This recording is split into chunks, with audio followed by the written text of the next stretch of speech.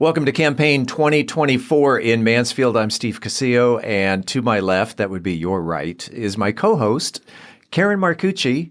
You doing all right? I am. Thank you for letting me be here today. And explain to the listeners again, how many years did you serve on the MISD school board? I always qualify this.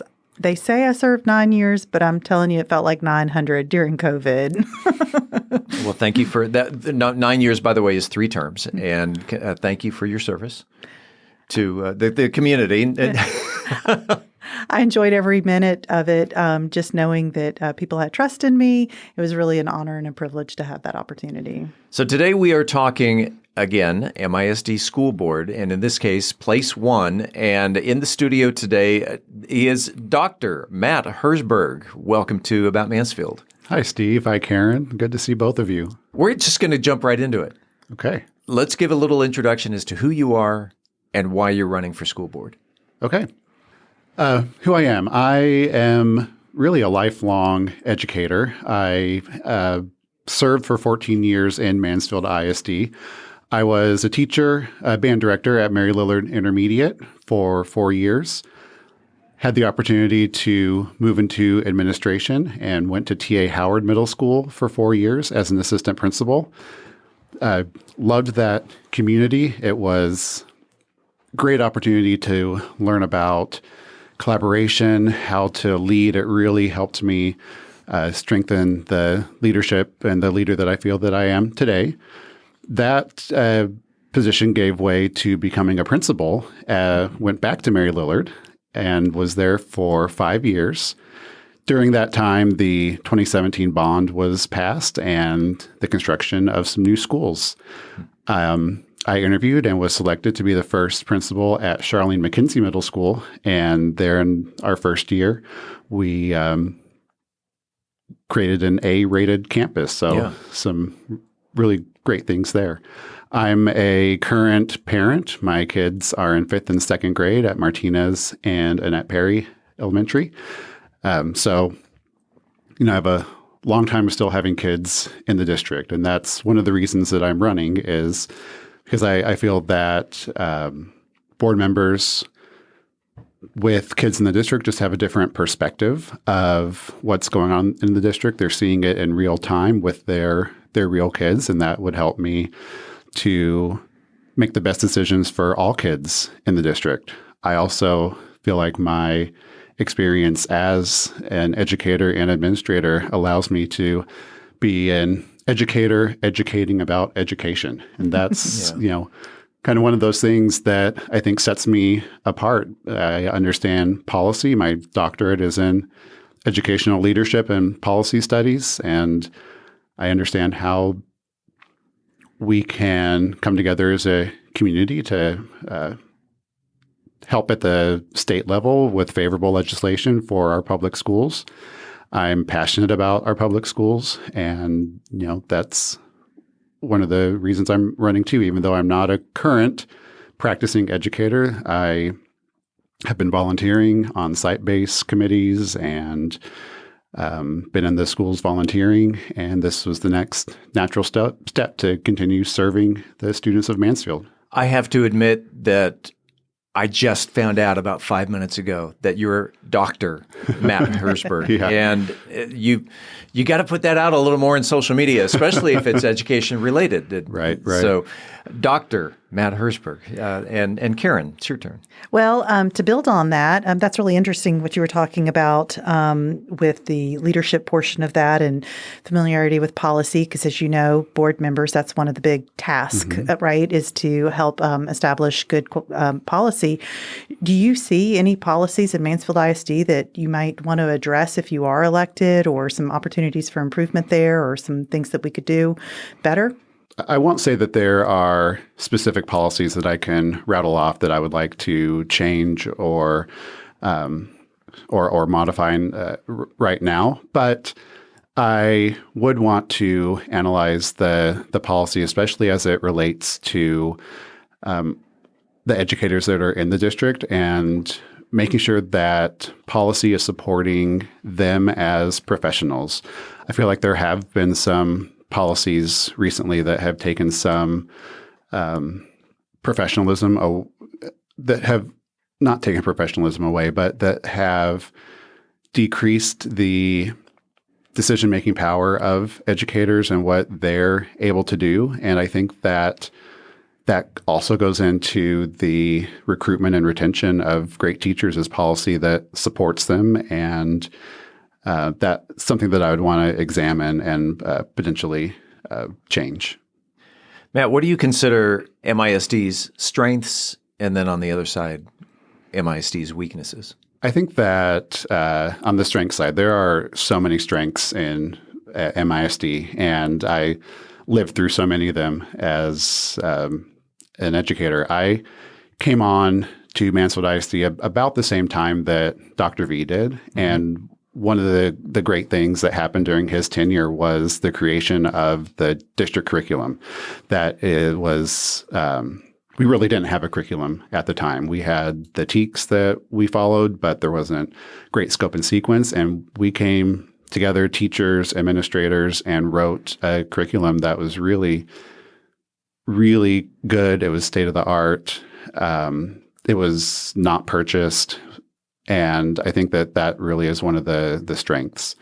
Another strength is the way that the district looks at continuous improvement.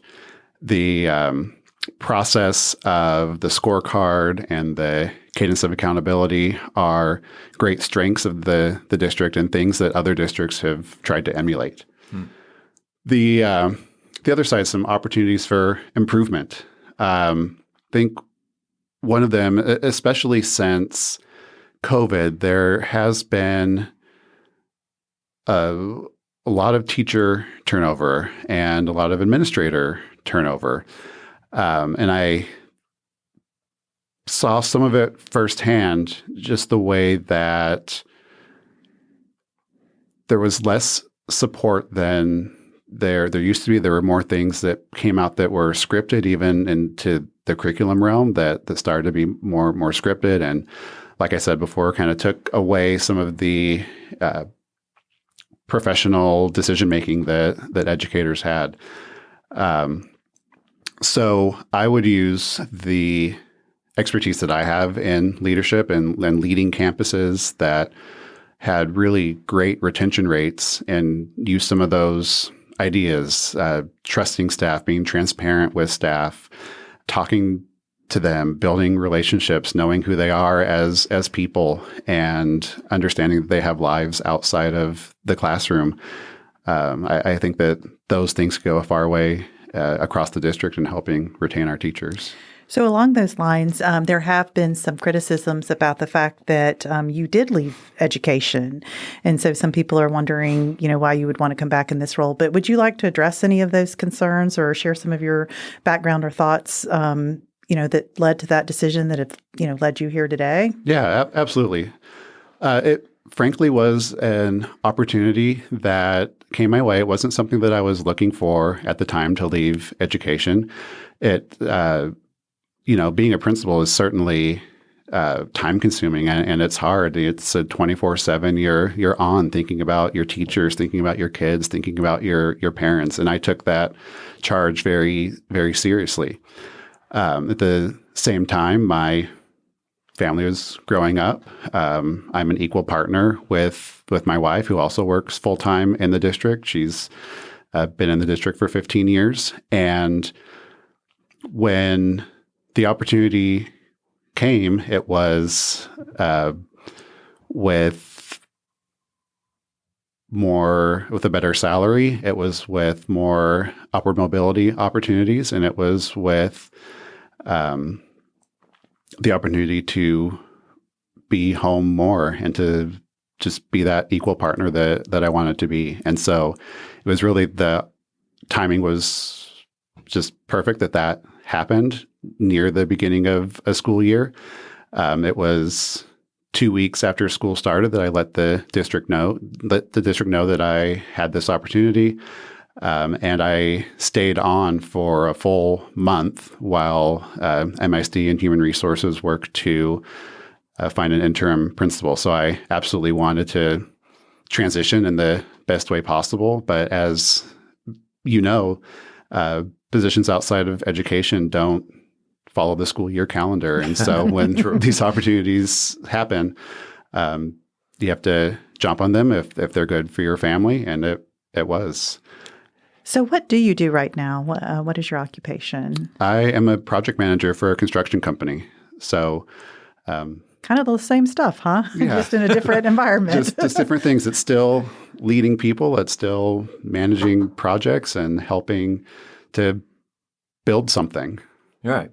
So, but what I'm hearing is you need to take care of your family. Yeah. And that's why you left and you have as the project manager now. Yeah.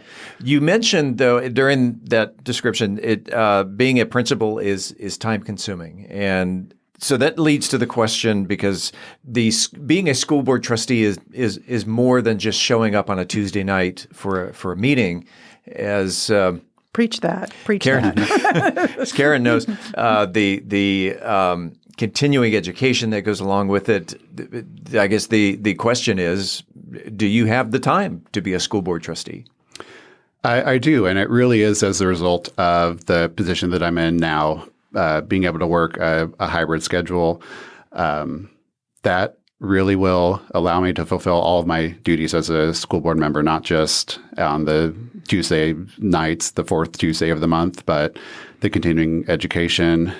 All these things were weighed really carefully with my family before even deciding to put my name on the ballot. So you've gotten a lot of support in the community. I know a lot of people that have worked for you that were so excited to hear that you were wanting to run. And I was just wondering if you could tell us a little bit more about that. Like, who are your top donors? Are you supported by any political action committees?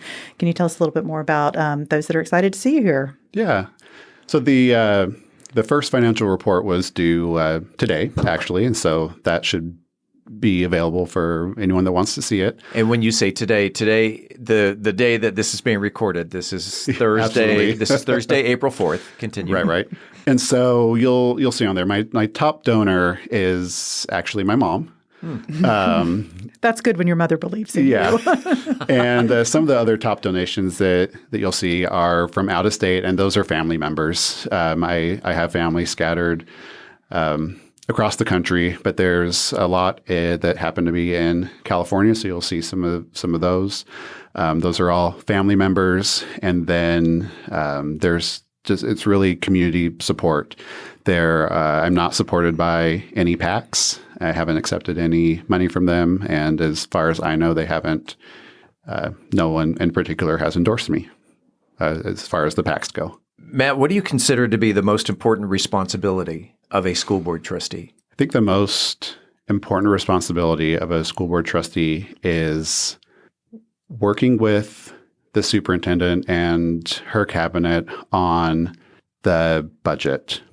It is a huge responsibility and a huge undertaking to take all of the tax dollars that the district is given, and there's a lot of trust that the community has to put in us as board members to use those dollars wisely, to make sure that we are using those dollars to further the mission and vision of Mansfield ISD, make sure that we are educating students to be productive citizens and that we are a destination district committed to excellence.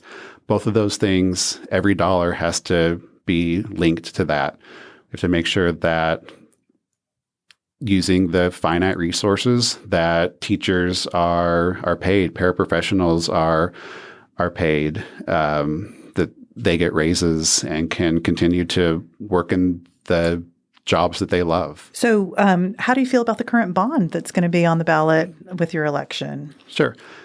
I know from working in the schools that there's maintenance that has to take place. I've been in other districts that are not as well maintained, and you can really tell how those buildings are just not taken care of the same way that Mansfield has always taken care of their buildings. And so the biggest chunk of that Proposition A is for maintenance and taking care of the buildings. And it really is kind of a miss on the state's part that this has to come from bond funds, that basic maintenance of our facilities, we have to put out a bond for it. So that's disappointing that the state isn't supporting education to be able to do that, and we have to go for a bond. Especially with all the surplus they had and the opportunity. Yeah.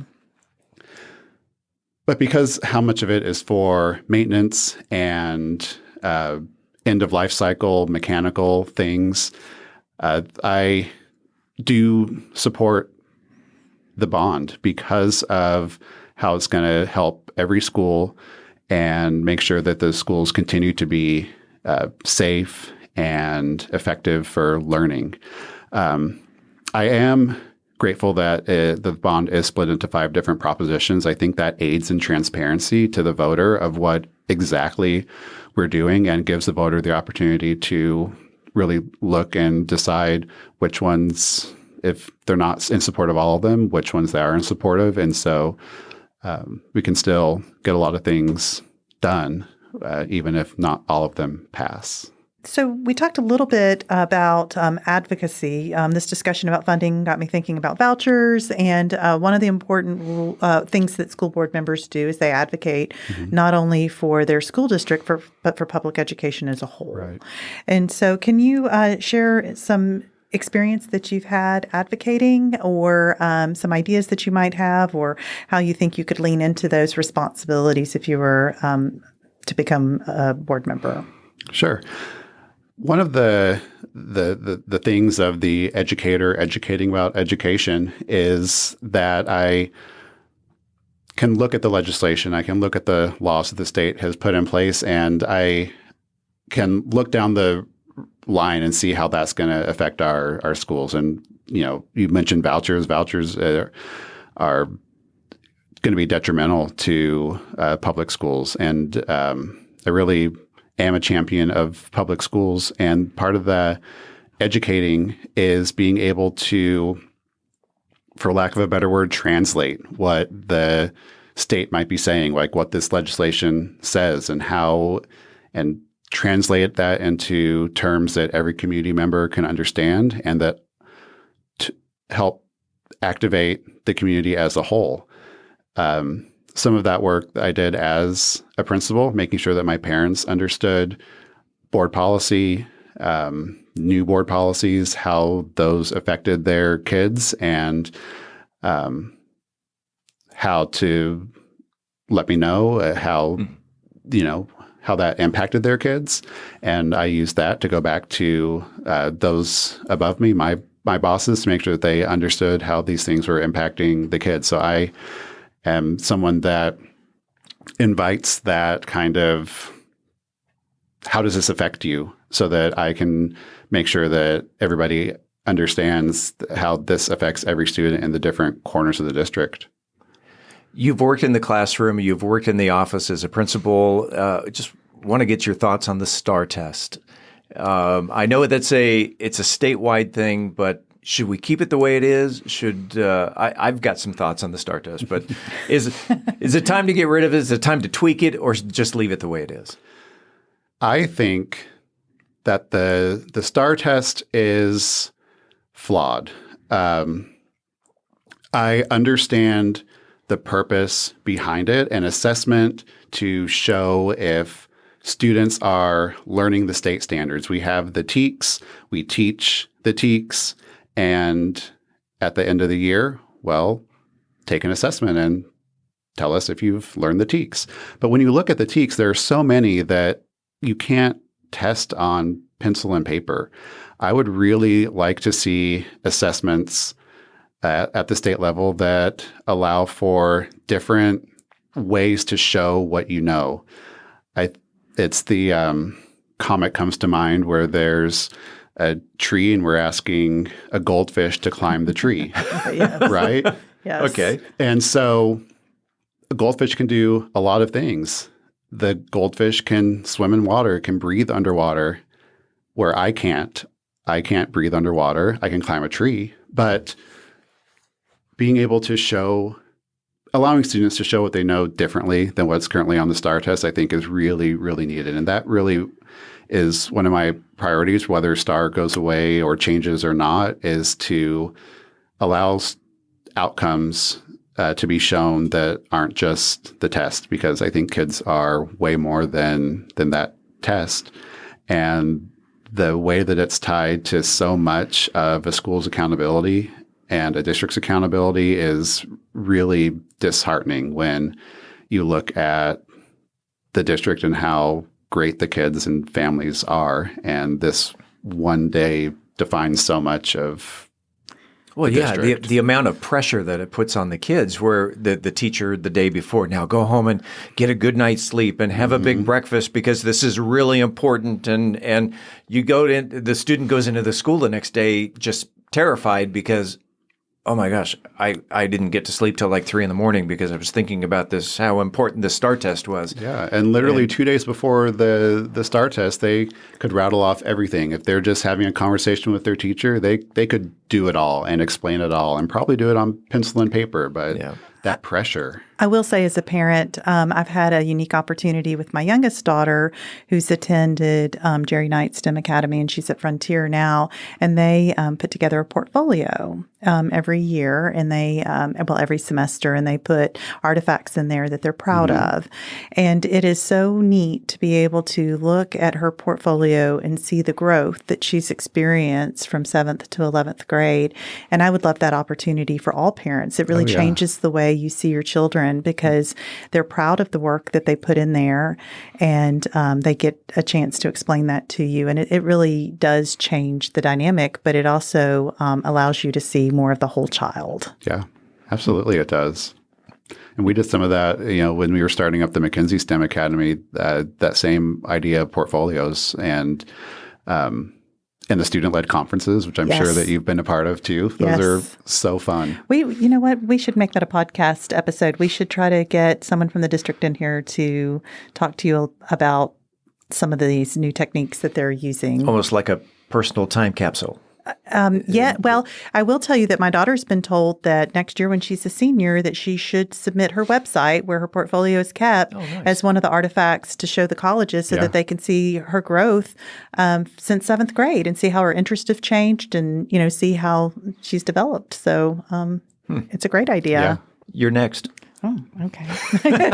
How far along do we have time for more questions? Oh, yeah, we got plenty of questions. Okay. As a educator, as whatever role you served in, can you tell us a little bit more about some of the things that you implemented or that you were able to do that you're most proud of? Like, what are some of the great accomplishments that you had in your career when you were serving as an educator? Sure. There's a couple things that come to mind right away. And the first one is when I was at Howard Middle School. I was the assistant principal there, but I was also in charge of AVID. That was one of the things that was delegated to me. And throughout the 4 years that I was there, there already was an AVID campus. There was AVID there. Kids were using their notebooks. And really, AVID is a process to make sure that all students are staying organized, that we explicitly teach them how to study, how to be prepared for tests, how to interact with others. There's a lot of parts to the AVID process. But one of the things that the staff wanted to do was to become an AVID national demonstration school. And so I helped lead the charge to help Howard become a demonstration school. And my last year, we did it and became that demonstration school. So I took some of that success to Lillard and brought in and started capturing kids' hearts there. And capturing kids' hearts, again, is a process. It's about relationships and building relationships between kids, with kids and the teachers. The kind of the core part of that is the social contract, which every classroom, every period has. Kids and teachers develop it together and talk about how they're going to treat each other. We had a lot of success with just the way that kids were interacting with each other, how the halls felt, how teachers reported their classrooms changed because of capturing kids' hearts. And my last year at Lillard, we were going through the process to become a national recognized Capturing Kids' Hearts campus. And my tenure at McKinsey started in January of that year. And in March of that year, after I'd already left, Lillard became Capturing Kids' Hearts campus. And so just a couple of things that really were kid-focused and helped our kids, but also helped the teachers with building relationships and having a self-functioning, managing classroom. It was really cool to see that growth in both campuses with these programs. They're great programs. I have another daughter that was very big into AVID, being at the early college high school, and she has taken those skills to college with her, and it's really made a difference. So I love that. It's something I wish I had. Right? I walk into the first college class, and my gosh, I don't know how to study. Well, and it even teaches you how to ask for help in an organized way that a teacher can understand. I mean, she uses those same skills with her college professors and things like that. So I agree. A huge advantage for the kids that take advantage of that. So you've had so much experience, again, in the district and implementing these great programs. How hard do you think it would be to be a board member and remember your role in governance and not management, being able to work with the superintendent? Have you thought about that? I have, and I think of it as operations. We're not the operators of the district. That's Dr. Cantu. That's her cabinet. They have that day-to-day responsibility. I take the role as a board member as almost an advisory role, and there's 7 of us that are elected members, and with Dr. Cantu, that makes the team of 8. And I love that it is that we say it's a team, and the district has said that it's a team because it is a team effort. I am under no delusion that me as Matt Herzberg can do what I want to do. I have my ideas and my thoughts and my opinions, but together we collaborate.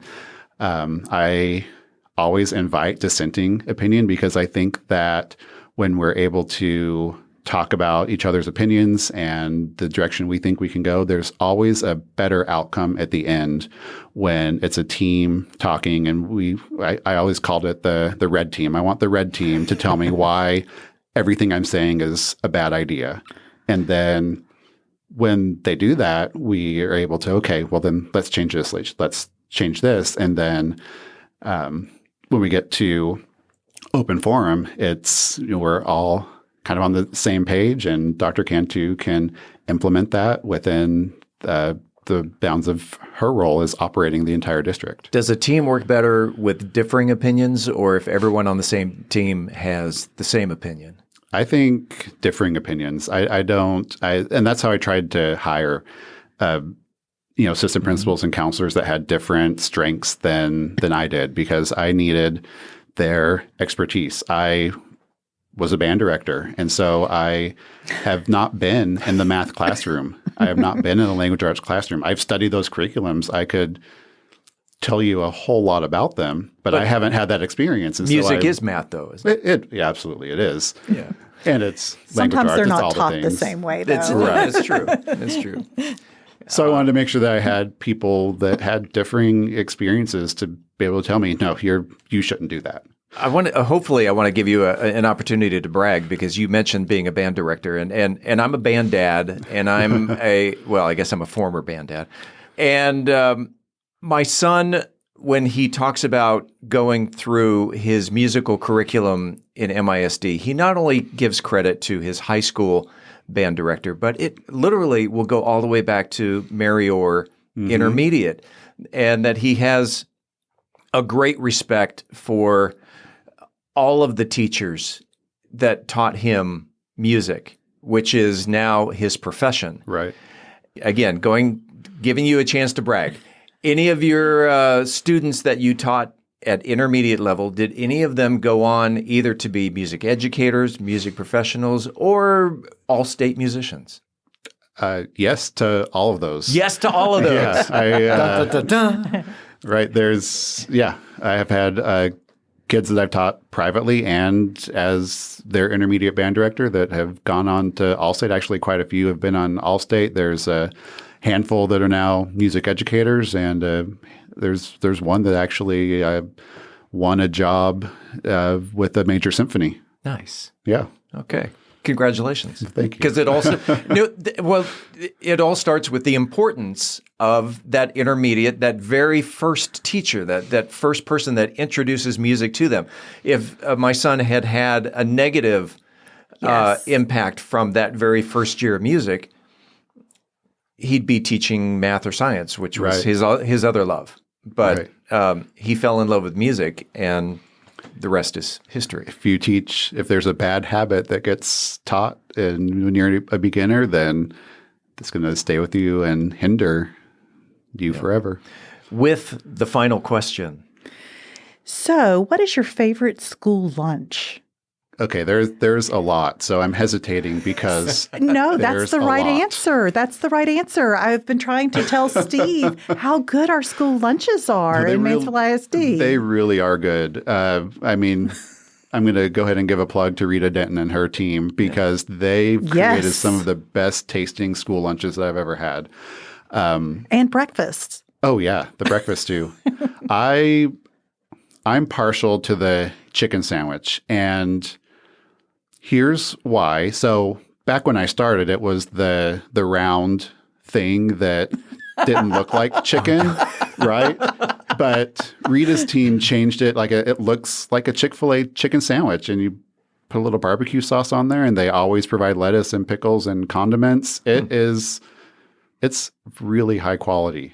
It is. It's amazing. So just the amount of things that they make from scratch in that kitchen. I mean, those rolls are from scratch. It's incredible. Wow. Incredible. Steve, go eat lunch at a campus one day. You'll be impressed. Well, the last candidate to pass through here had mentioned Savvy's, and I'm actually taking my wife to Savvy's next week because I've never been.